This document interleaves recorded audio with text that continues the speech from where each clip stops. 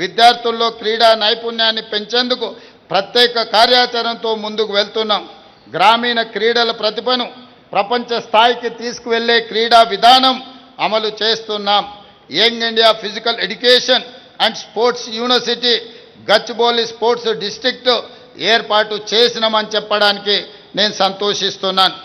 అదేవిధంగా మిత్రులారా, మట్టిలో మాణిక్యాలను వెలికి తీసేందుకు సీఎం కప్ క్రీడా పోటీలను నిర్వహించాం. త్వరలో తెలంగాణ వేదికగా ఖేలో ఇండియా యూత్ గేమ్స్ 2026 నిర్వహించబోతున్నామని చెప్పేందుకు నేను సంతోషిస్తున్నాను. అదేవిధంగా మిత్రులారా, వైద్యము ప్రజా ఆరోగ్యం ఇది అత్యంత ప్రాధాన్యతతో కూడుకున్న అంశము మా ప్రజా ప్రభుత్వానికి.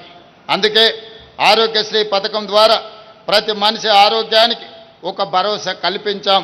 ప్రజా ప్రభుత్వం అధికారంలోకి వచ్చిన వెంటనే ఆరోగ్యశ్రీ పరిమితిని 5 లక్షల నుంచి 10 లక్షల రూపాయలకు పెంచాం.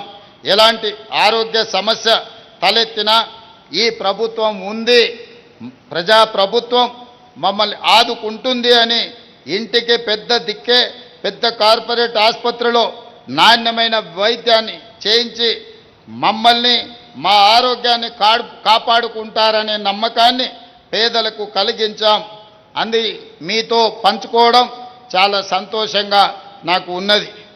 ప్రభుత్వ వైద్య రంగాన్ని బలోపేతం చేసే దిశగా ప్రజా ప్రభుత్వం అనేక చర్యలు చేపడుతున్నది.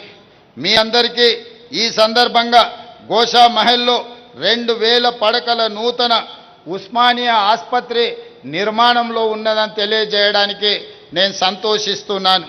అదేవిధంగా మిత్రులారా, వరంగల్లో సూపర్ స్పెషాలిటీ ఆసుపత్రితో పాటు Sanath Nagar, Alwal, LB Nagar 3 TIMS super speciality హాస్పిటల్స్ను సిద్ధం చేస్తున్నాం. తొందరలోనే మర్రి చెన్నారెడ్డి టిమ్స్ హాస్పిటల్ని సనత్ నగర్లో మనం ప్రారంభించుకోబోతున్నాం. కొత్త వీటికి సంబంధించి అదేవిధంగా 8 మెడికల్ కాలేజీలకు కొత్త భవనాలు నిర్మిస్తున్నాం. 16 నర్సింగ్ కాలేజీలను అందుబాటులోకి తీసుకురావడంతో పాటు 28 పారామెడికల్ కాలేజీలను ఈరోజు మనం ప్రారంభించుకున్నామని తెలియజేయడానికి నేను సంతోషిస్తున్నాను.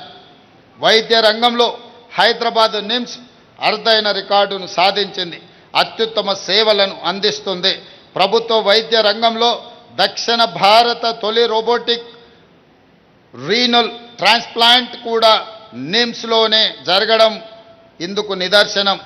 నిమ్స్ 2000 కిడ్నీ మార్పిడి ఆపరేషన్స్ను ఆ మైలురాయిను దాటి ఇందులో 1900 మంది రోగులకు ఆరోగ్యశ్రీ ముఖ్యమంత్రి సహాయ నిధి ద్వారా సహాయాన్ని అందించామని తెలియజేయడానికి నేను సంతోషిస్తున్నాను.